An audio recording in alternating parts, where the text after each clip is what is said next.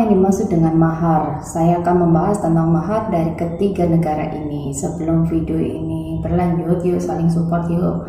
Silakan share video ini ke teman-teman kalian supaya tidak tahu akan tahu dan tidak ada pembodohan massa karena fitnah. Buat teman-teman yang belum subscribe, silakan subscribe dulu biar tidak ketinggalan video terupdate dari saya. Sedangkan buat teman-teman yang sudah bantu share video maupun subscribe, terima kasih banyak.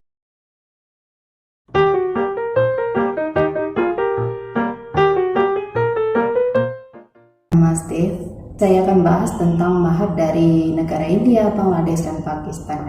Ketiga negara ini memang menarik untuk dicari tahu tentang budayanya karena bersimpangan dengan negara kita ya Indonesia, bahkan dari beberapa negara lainnya. Kata mahar tentu tidak asing lagi buat kalian yang lagi atau sedang pacaran dengan ketiga negara tersebut, dan kata mahar juga tidak asing lagi buat kalian yang merasakan sakit hati atau patah hati dari pria ketiga negara tersebut. Kalau di Indonesia, mahar itu diartikan menebus calon istri dari keluarga. Sedangkan di India, Pakistan, dan Bangladesh, mahar adalah membeli calon suami. Saya sebenarnya juga kepo sih dengan ketiga negara tersebut, kok perempuan menebus atau membeli suami, sedangkan di Indonesia calon suami menebus atau membeli istri dari orang tuanya.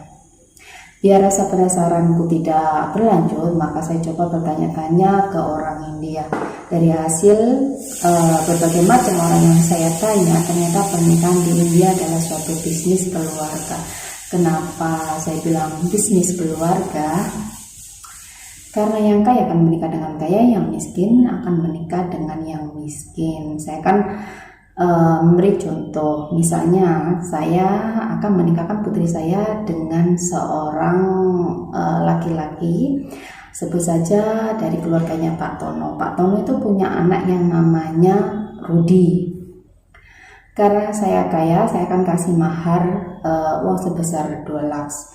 Ada perabotan seperti lemari, terus kulkas, spring bed, atau di sini kayak apa ya, bed gitu kan, terus mesin cuci, kompor, dan lain-lain, bisa seperti itu kan. Sebelum saya mengadakan kesepakatan dengan keluarga Rudi atau calon menantu saya wajib tahu dong tentang keluarganya. Rudi itu dari keluarga apa, misalnya bapaknya itu bekerja apa, Rudi kerja apa, penghasilannya berapa, dia punya kakak berapa.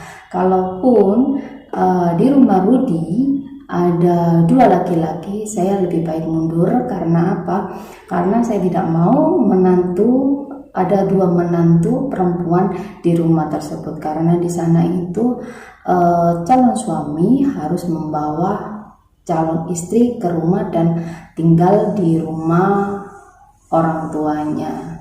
Setelah pertimbangan seperti itu, saya akan mempertimbangkan apakah harga mahar yang saya berikan kepada keluarganya Rudi atau Bapak Tono tadi itu seimbang dengan harga yang didapatkan putri saya sewaktu menikah atau tidak. Kalau tidak seimbang, saya mengundurkan diri. Kalaupun seimbang, nanti anakku bisa terjamin, putriku terjamin hidupnya setelah menikah. Dia dapat kebanyakan di India kan kalau gaji itu kan dipegang sama mertua. Kalaupun gajinya itu putri saya yang membawa, akhirnya saya akan melepasnya. Jadi mahar itu tidak sembarangan, ada kesepakatan antara kedua calon mempelai, maksudnya dari keluarganya.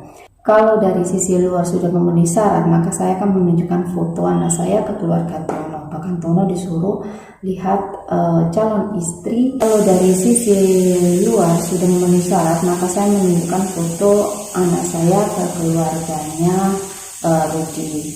Bahkan Rudi disuruh lihat foto calon istrinya. Kalau keluarga Rudi setuju, maka keluarga Rudi datang ke rumah. Sebenarnya sistem perjodohan di India itu ada perantaranya sendiri. Jadi bukan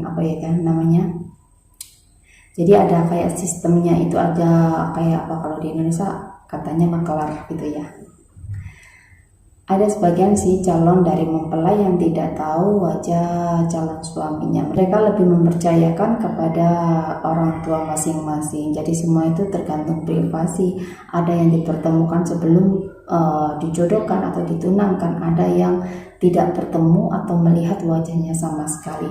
Dan sistem mahar di India adalah suatu bentuk perjanjian keluarga, baik dari mempelai perempuan dan mempelai laki-laki. Jadi itu tergantung masing-masing. Mahar juga tidak berupa uang, bisa juga berupa barang, perhiasan, tanah, saham, usaha, dan lain-lain. Jika di kemudian hari keluarga dari pihak laki-laki itu tidak memenuhi syarat, misalnya telah mengingkari janjinya sebelum pernikahan, maka keluarga dari pihak perempuan itu bisa lapor ke kantor polisi dan menuntut balik. Itu ada hukumnya juga. Perjanjian juga dihadiri oleh pihak saksi, itu dari pihak saksi calon mempelai perempuan dan calon mempelai laki-laki. Kebanyakan yang bisa bayar mahar itu hidupnya terjamin dan hidupnya itu bisa dari mertua juga bisa. Jadi itu tergantung kesepakatan di sebelumnya ya. Jadi buat teman-teman yang ingin menikah dengan ketiga negara tersebut itu, alangkah lebih baiknya teman-teman mengadakan perjanjian pranikah, karena lebih baik untuk buat teman-teman di kemudian hari. Secinta-cintanya kalian dengan pasangan kalian, lebih baik ada bukti atau persyaratan pranikah dulu sebelum kalian memutuskan untuk menikah, karena itu adalah saya rasa keputusan yang terbaik untuk melindungi diri kalian di kemudian hari. Sampai jumpa di video berikutnya. Namaste, Tata.